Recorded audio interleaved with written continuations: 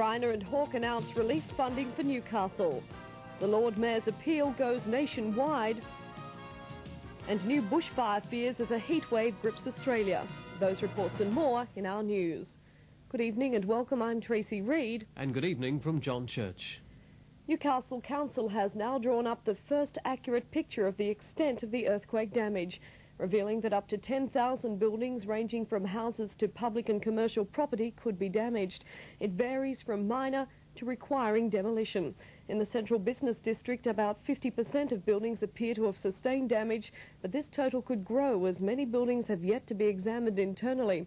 With Monday still the target date for reopening of the city, today Premier Greiner and Prime Minister Hawke agreed on a dollar-for-dollar relief package.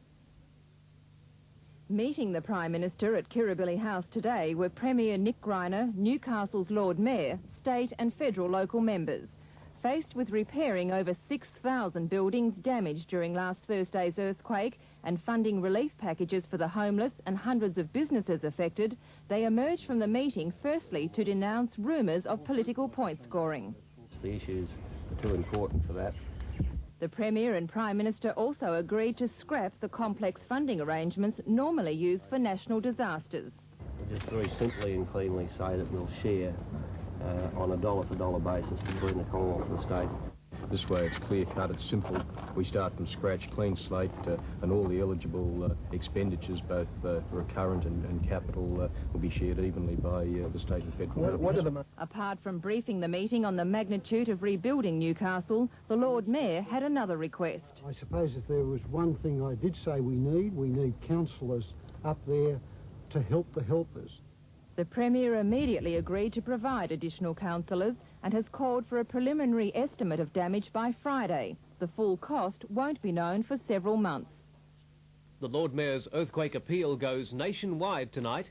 Television, radio and press announcements have been produced and distributed today and will highlight Newcastle's need to the rest of Australia.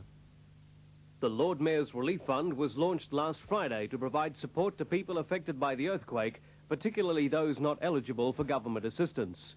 Response to the appeal has been overwhelming. At 4 o'clock this afternoon, the fund totalled $1,645,892.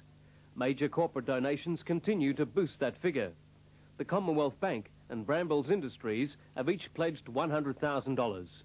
Eastern Nitrogen has offered $50,000, the Newcastle Herald and Post $25,000, Australian Gaslight Company $25,000, Tomago Aluminium $20,000 and $10,000 from the Federated Iron Workers Association.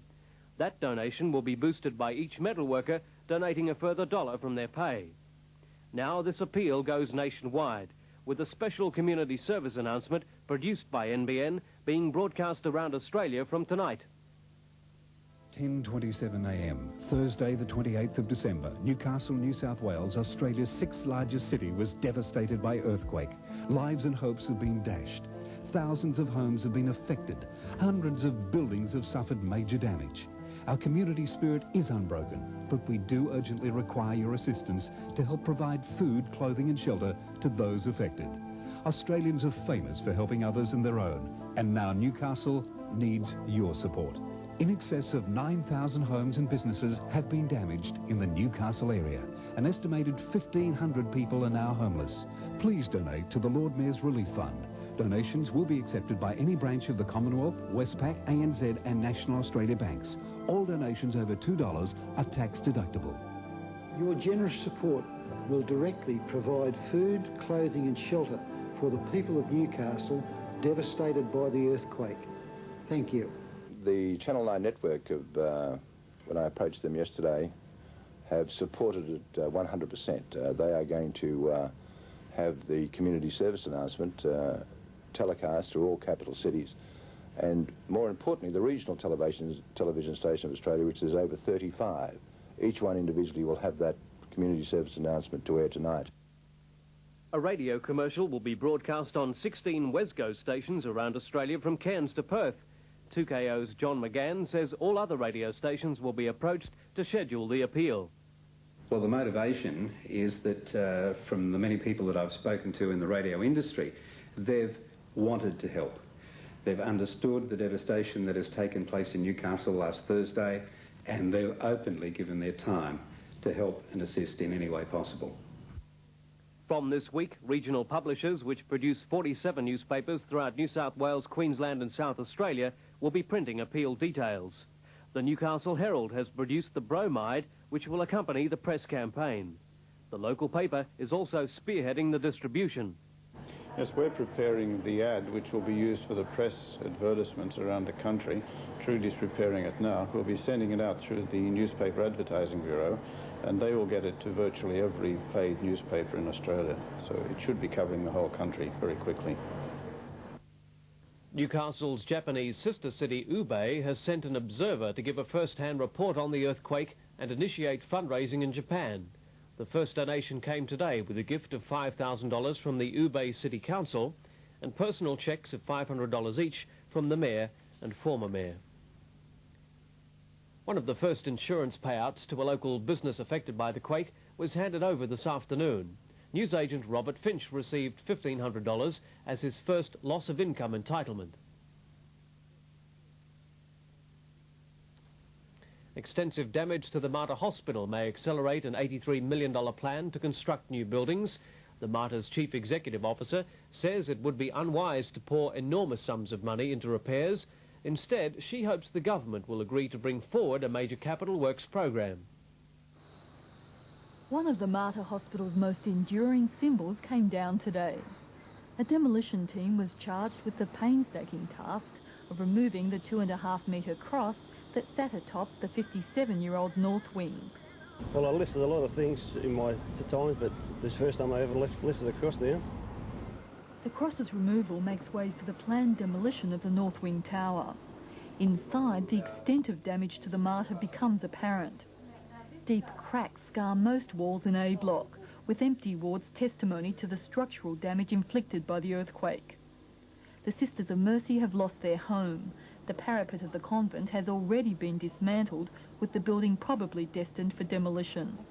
Quite a number of the sisters have lived here since it was opened, and some have been on this site in other parts of the grounds for very many years, 55 years. The costs of renovating that convent area to make it habitable again are likely to be very, very high. The morgue has been declared unsafe, along with parts of the $1 million oncology ward and solarium commissioned only 18 months ago. Staff and patient movements around the hospital are hampered, with the lift and the stairwells in the main block still off limits. Patient capacity is down by 73 beds. The fate of many of those should be clear by the end of the week, when structural engineers deliver their verdict on the safety of the damaged wards. And we are hoping that temporary repairs can be made so that we will be able to move patients back into part of that area. We will still be quite a number of beds down in some of the significantly damaged parts, particularly these sorts of damage here. With further news on earthquake damage around the city, Peter Ryan. Work continued overnight and during the day, demolishing the Junction Motor Lodge. As giant claws dug into the rubble, motel units were exposed with towels and wash basins still in perfect condition. In the city, it was a more precise and careful job. Fearing damage to other buildings, the western wall of the Venture Shop in Hunter Street was taken down brick by brick. The heritage-listed incinerator in Parry Street is proving difficult to remove. Cement reinforcement inside the chimney is holding the structure firm, and demolishers worked for hours just to take out a row of bricks.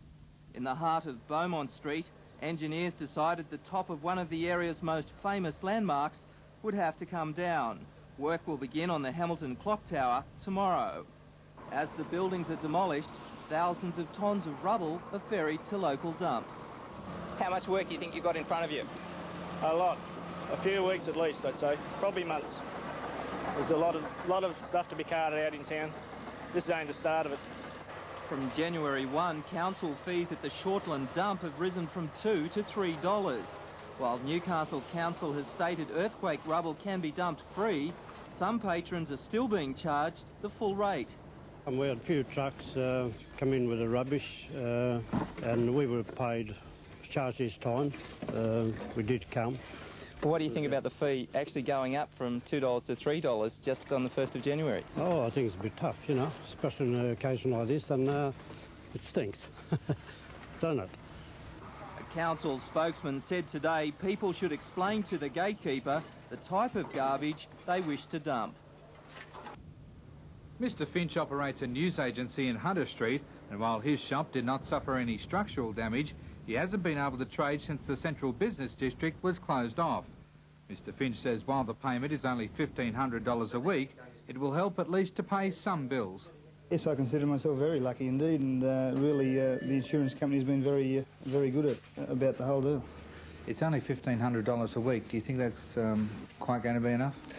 Oh, obviously not, but I'm probably luckier than others that haven't got the policy that we took out for loss of profit. We just hope that we can get back in on Monday and start trading again.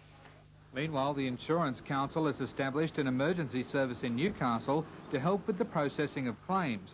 The service will act as a clearinghouse for claims, have the ability to appoint individual assessors, and act as an advisory agency for all insurance companies. The service can be contacted on 294657 or any Sun Alliance insurance office. And still to come, stricken Novocastrians told beware of rip-off moneylenders.